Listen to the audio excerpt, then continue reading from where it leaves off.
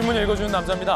한미일이 북한의 도발에 대응하여 독도 인근 해상에서 합동 군사훈련을 했습니다. 그런데 민주당의 이재명 대표가 왜 독도 근처에서 일본 군대와 같이 훈련을 하느라며 극단적 친일 행위다라고 비판을 했습니다. 그러자 정부 여당에서는 문재인 전 대통령 때 합의됐던 거고 그 이전부터 해오던 건데 극단적 친일몰이다라고 맹비판을 하고 나섰습니다. 여러분 어떻게 생각하십니까? 잠시 후에 이야기 나눠보겠습니다. 오늘 조간신문 4가지 키워드 준비되어 있습니다. 먼저 첫 번째 키워드부터 공개하겠습니다. 첫 번째 키워드는 바로 이겁니다. 언제든. 동아일보가 오늘 일면에 쓰고 있는 기사입니다. 함께 보시죠. 언제든. 북한이 이번엔 심야에 쐈습니다.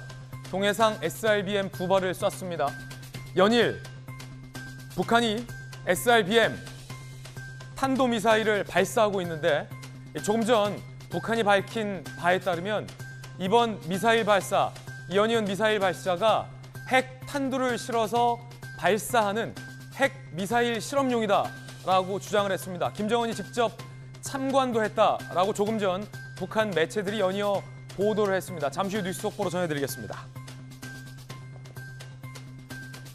종합해볼 때 북한 김정은이 계속해서 이렇게 미사일을 쏘면서 탄도미사일을 쏘면서 이게 핵 미사일용이라고 주장하는 것은 북한이 7차 핵실험을 하기 위한 사전 정지 작업으로 풀이된다는 분석도 가능할 것 같습니다.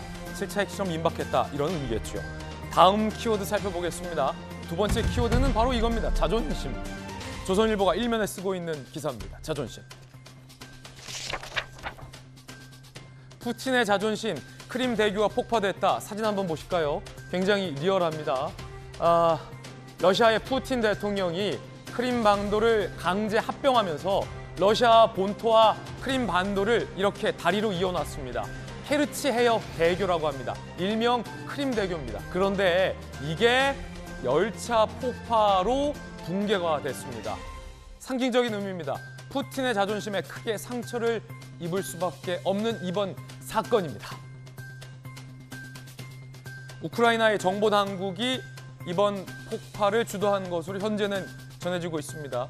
러시아 측은 가만 안 두겠다라고 벼르고 있습니다. 잠시 후에 내용 살펴보시죠. 이어서 세 번째 키워드입니다. 세 번째 키워드는 바로 이겁니다. 멀티. 경향신문이 오늘 6면에 쓰고 있는 기사인데 멀티. 영유아 독감이 급증하고 있다고 합니다. 코로나의 메타 유모까지 이건 계절성 호흡기 바이러스라고 해요. 멀티데믹이 우려된다라는 거죠. 코로나 방역에 뜸했지만 올 들어 독감이 빠르게 확산 중이라고 합니다. 독감 백신을 서둘러야 할 것 같습니다. 독감 말고도 요즘 열감기가 어린이집 유치원에서 유행이라고 합니다. 각별히 주의하시기 바라겠습니다. 이어서 다음 키워드입니다. 네 번째 키워드는 이겁니다. 긴장. 한국일보가 3면에 쓰고 있는 소식인데 긴장감 넘치는 뉴스는 무엇일까요? 중국의 반도체 굴기 옥죄는 미국. 중국 공장을 둔 삼성과 SK도 긴장할 수밖에 없습니다. 미국이 중국을 상대로 반도체 수출 통제를 발표했는데 이 불똥이 중국의 반도체 공장에 있는 우리 삼성이나 SK한테도 튀는 게 아니냐 긴장하고 있습니다. 안 그래도 미국 내에서 한국산 전기차에 대해서 보조금 끊겠다고 한 터라 전기차에 이어 반도체까지 타격받을 수 있지는 않을지 걱정입니다. 이럴 때일수록 돈독한 한미 관계의 외교 라인이 이 문제 풀어야 되지 않을까 싶습니다. 지금까지 신문 읽어주는 남자였습니다.